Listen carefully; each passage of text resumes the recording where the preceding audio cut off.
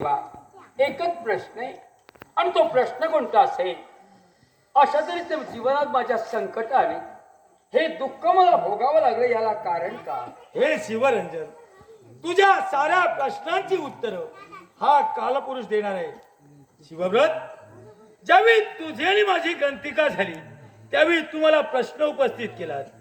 हे कालपुरुष देवते, माझ्या बंधूचे हस्तक यतिवीर धारण करून तू हस्तगत केलात. ही कृती तुमची धर्माची की अधर्माची? त्यावेळी तुझ्या प्रश्नाचं उत्तर या कालपुरुषाला दिलं नाही, पण आज तुझ्या प्रश्नाचं उत्तर देतोय. याला कारण काय माहितीये का?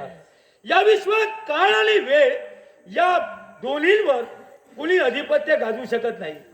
कारण काळ आणि वेळ या विश्वात या दोन्हीला महत्व आहे. तेव्हा हे राजा शिवरंजन, जे दुःख तू भोगिलस याला कारण काय असेल तर तुझ्या जन्मकुंडलीत असणारा काल सर्पदोष. आता काल सर्पदोष कसा आणि केव्हा निर्माण होत असेल? मानवाच्या मागील जन्माच्या कर्मानुसार त्या मानवाच्या जन्मकुंडलीत हा काल सर्पदोष निर्माण होतो.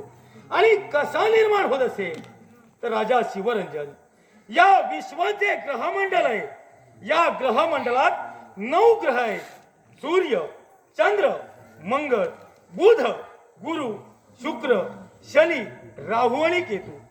ज्यावेळी राहू आणि केतू एका विशिष्ट स्थितीत एका जागी स्थिर होतात आणि त्याच राहू आणि केतूच्या एकाच बाजूनं एका सरळ रेषेत ज्यावेळी बाकीचे ग्रह स्थिर होतात त्यावेळी मानवाच्या जन्मकुंडलीत हा काल सर्पदोष निर्माण होतो. म्हणजे देवा, हा काळ सर्पदोष माझ्या जीवनात असल्या कारणानं माझ्या जीवनात मला दुःख भोगावं लागलं. पण देवा, एकच मला विचारायचंय, मी नव्हे तर कुठलाही पुरुष किंवा कुठलीही स्त्री असू दे, त्यांच्याही जीवनाला काळ सर्पदोष असेल. मग या काळ सर्पदोष याची तीव्रता कमी होण्यासाठी त्या माणसानं काय करावं? आणि माझ्या जीवनात अशी कोणत्या कारणास्तव ही तीव्रता कमी झाली म्हणून तुमचं दर्शन घडलं. राजन, ज्या मानवाच्या जन्मकुंडलीत हा काल सर्पदोष आहे त्यानं शिवालयाच्या ठिकाणी जाऊन जर या काल सर्पदोषाची विधिवत पूजा केली असेल तर त्या मानवाच्या जन्मकुंडलीतून हा काल सर्पदोष नाहीसा होतो. आणि ज्याला शिवालयाच्या ठिकाणी जाणं शक्य नाही त्याने ओम नमः शिवाय, ओम नमः शिवाय या मंत्राचा 108 वेळा जप केला असेल तरी सुद्धा त्या मानवाच्या जन्मकुंडलीतून हा काल सर्पदोष नाहीसा होतो. आणि राजा, अनाहूतपणा का होईना, तुझ्या मुखातून ओम नमः शिवाय, ओम नमः शिवाय या मंत्राचा 108 वेळा जप झाल्यामुळं तुझ्या जन्मकुंडलीतून हा काल सर्पदोष नाहीसा झालाय. शंकेचं निरसन भगवंता झालं.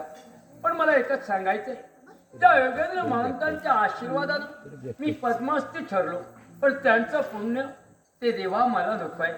यावेळी तुमच्या चरणावर धन्य धन्य राजा शिवरंजन, धन्य धन्य राजा शिवरंजन. आणि त्याचप्रमाणे महंतानं दिलेल्या आशीर्वादाप्रमाणे आम्हाला पुत्र रत्नाचा सुद्धा लाभ झालाय.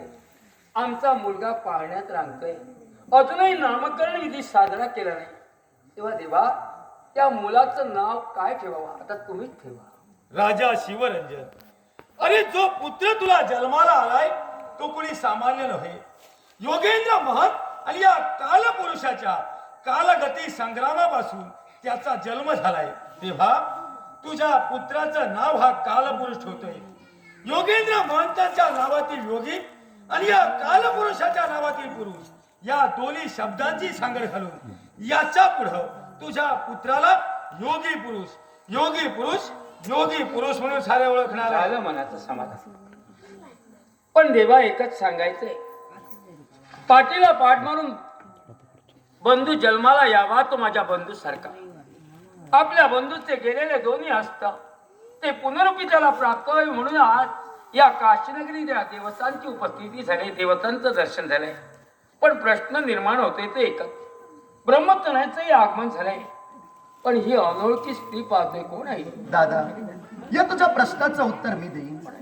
योगेंद्र महंतांच्या आश्रमाच्या वेळी माझी पावलं पडली होती त्यावेळी माझ्या बहिणीच्या माथी असणारा निपुत्रिकाचा कलंक त्यांनी दूर करावा म्हणून मी त्यांना विनंती केली होती.